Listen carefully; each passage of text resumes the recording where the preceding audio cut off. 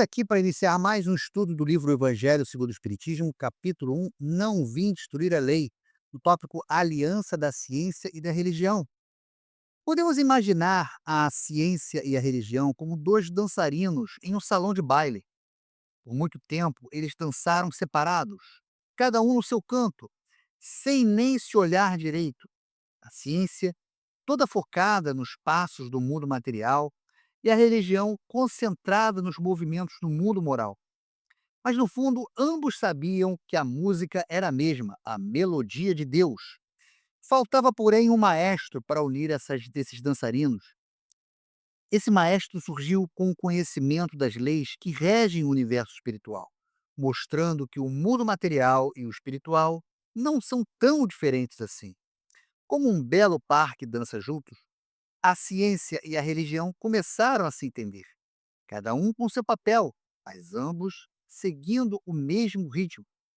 Claro, como em todo baile, sempre tem aqueles que ficam para trás, resistindo à dança.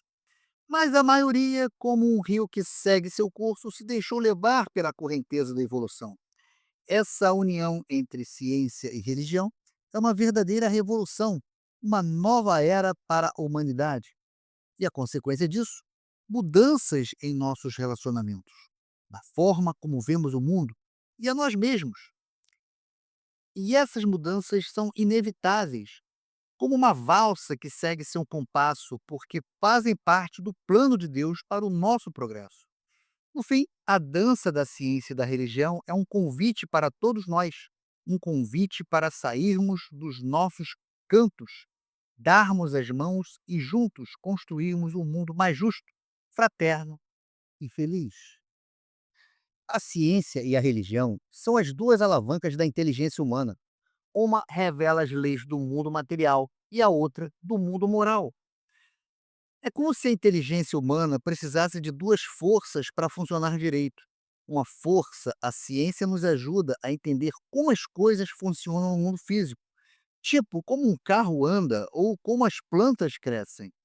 A outra força, a religião, nos ajuda a entender o que é certo e errado, o que é bom, o que é ruim, tipo como devemos tratar as pessoas ou como encontrar a paz interior. As duas juntas nos fazem pessoas mais inteligentes e completas. Dessa forma, a ciência é como uma perna que nos permite explorar o mundo ao nosso redor, descobrindo como as coisas funcionam. A religião é como a outra perna, que nos guia na compreensão do que é certo e errado, do que é bom e ruim. Ambas são importantes para nos levar adiante na nossa jornada pela vida. Tendo, no entanto, essas leis o mesmo princípio, que é Deus, não podemos contradizer-se. É como se Deus fosse o grande arquiteto do universo. Ele criou as leis da física, que a ciência estuda, e também as leis morais, que a religião nos ensina. Se Deus é o mesmo para os dois, as leis não podem ser diferentes. Elas precisam se encaixar como peças de um quebra-cabeça. Então, pensem em um arquiteto que cria um projeto de uma casa. Ele define as leis da física que devem ser seguidas na construção, que representa aqui o mundo material, e também as regras de convivência que os moradores devem seguir, que é o mundo moral. Ambos os conjuntos de leis foram criados pelo mesmo arquiteto e, portanto, não podem se contradizer. Se fossem a negação uma da outra, uma necessariamente estaria em um erro e a outra com a verdade, porquanto Deus não pode pretender a destruição de sua própria obra. Imagina que você está montando um Lego. Se as peças não se encaixam, é porque tem alguma coisa errada, certo?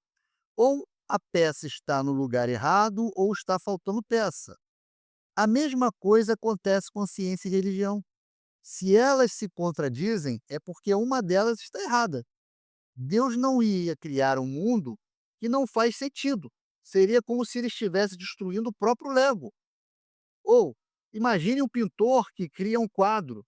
Ele não vai querer destruir sua própria obra, pois isso seria um contrassenso. Da mesma forma, Deus não cria leis que se contradizem, pois isso seria destruir sua própria criação. A incompatibilidade que se julgou existir entre essas duas ordens de ideias provém apenas de uma observação defeituosa e de excesso de exclusivismo de um lado e de outro. Ou seja, sabe-se que quando a gente vê uma foto de um ângulo ruim e acha que a pessoa está feia, mas aí a gente vê a foto de outro ângulo e vê que ela é linda, é a mesma coisa com a ciência e a religião. Se a gente olha só para um lado, a gente pode ter a impressão que ela está ruim, que ela está feia, que ela está errada. Mas se a gente olha com mais cuidado, a gente vê que as duas se completam. Então, imagine duas pessoas discutindo sobre o sabor de uma fruta. Uma pessoa prova a fruta e diz que é doce, enquanto a outra pessoa que não provou a fruta diz que é azeda. A discussão surge de uma observação incompleta da realidade. Da mesma forma que a ideia de que a ciência e religião são incompatíveis surge de uma visão limitada da realidade. Daí um conflito que deu origem à incredulidade e à intolerância. É como se a gente estivesse numa guerra entre ciência e religião. De um lado, as pessoas que só acreditam na ciência e não acreditam em Deus. Do outro lado, as pessoas que só acreditam em Deus e não dão importância para a ciência. No meio dessa guerra, as pessoas ficam confusas e acabam perdendo a fé e o respeito pelas outras pessoas. Veja, uma guerra ela gera destruição, sofrimento, ódio, da mesma forma que o conflito entre religião e ciência gera incredulidade, pois as pessoas acabam perdendo a fé em Deus e acabam sendo intolerantes, pois as pessoas se tornam fanáticas e não aceitam opiniões diferentes. São chegados os tempos em que os ensinamentos do Cristo têm que ser completados, em que o véu intencionalmente lançado sobre algumas partes desse ensino tem que ser levantado. Chegou a hora de entender melhor os ensinamentos de Jesus. É como se estivéssemos lendo um livro com algumas páginas em branco e agora essas páginas estão começando a ser preenchidas. Imagine que Jesus nos deixou um manual de instruções para a vida, mas algumas partes estavam borradas. E agora, com o Espiritismo, estamos conseguindo ler essas partes borradas e entender o que Jesus realmente queria dizer. Em que a ciência, deixando de ser exclusivamente materialista, tem de levar em conta o elemento espiritual. Veja que aqui a ciência está começando a perceber que não existe só o mundo físico, as coisas que podemos tocar e ver. Existe também o mundo espiritual, que é tão real quanto o outro. É como se a ciência estivesse abrindo os olhos para uma nova dimensão da realidade. Fazendo uma analogia, é como se a ciência estivesse investigando um crime.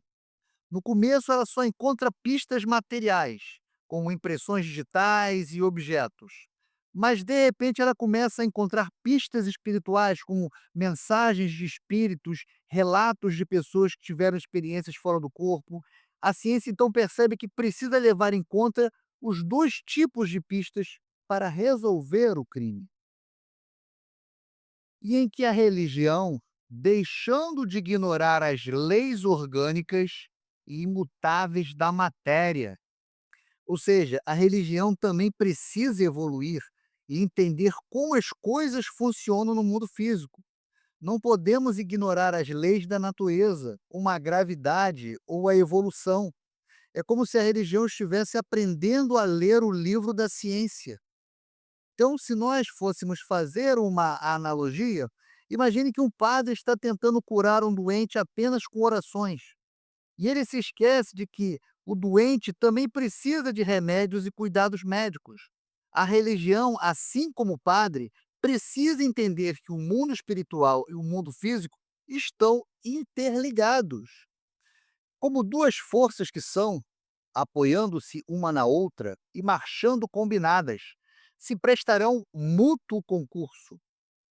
A ciência e a religião são como dois times que jogam juntos, cada um tem suas habilidades. e quando trabalham juntos conseguem resultados incríveis. Então imagine um time de futebol. O atacante precisa do meio de campo para criar jogadas e o zagueiro precisa do goleiro para defender o gol. Se cada um jogar de forma independente por conta própria, o time não vai ganhar o jogo. A mesma coisa acontece com ciência e religião. Eles precisam trabalhar juntos para que a gente possa entender o mundo e a vida. Então, não mais desmentida pela ciência, a religião adquirirá inabalável poder, porque estará de acordo com a razão, já se lhe não podendo mais opor à irresistível lógica dos fatos. Então, quando a ciência e a religião se unirem, a fé se tornará muito mais forte. As pessoas não terão mais motivos para duvidar da religião, porque ela estará de acordo com a razão e com os fatos. Será como construir uma casa com os alicerces sólidos que ninguém pode derrubar. Então, imagine que você está construindo uma casa. Se você não seguir as leis da física e da engenharia, a casa vai desabar. Mas se você seguir as leis da ciência e construir uma base sólida, a casa vai durar para sempre. A mesma coisa acontece com a fé. Se ela estiver de acordo com a razão e com a lógica, com os fatos, ela será inabalável. A ciência e a religião não puderam até hoje entender-se, porque encarando cada uma as coisas do seu ponto de vista exclusivo, reciprocamente se repeliam. Ou seja, é como se a ciência e a religião fossem dois times rivais, cada um defendendo o seu lado do campo sem querer saber do outro. Então, uma analogia, imagine um jogo de futebol onde o time da ciência só quer saber de fazer gol e o time da religião só quer saber de se defender. Os dois times nunca vão se entender e o jogo nunca vai ter um resultado justo. Faltava com que encher o vazio que as separava, um traço de união que as aproximasse. Esse traço de união está no conhecimento das leis que regem o universo espiritual e suas relações com o mundo corpóreo, leis tão imutáveis quanto as que regem o movimento dos astros e a existência dos seres. É como se precisasse de um árbitro para apitar o jogo entre ciência e religião.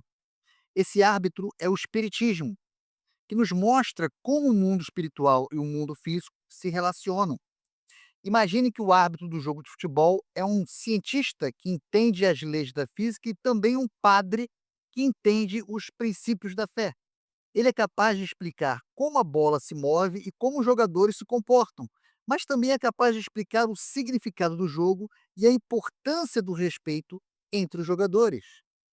Uma vez comprovadas pela experiência essas relações, nova luz se fez e a fé dirigiu-se à razão.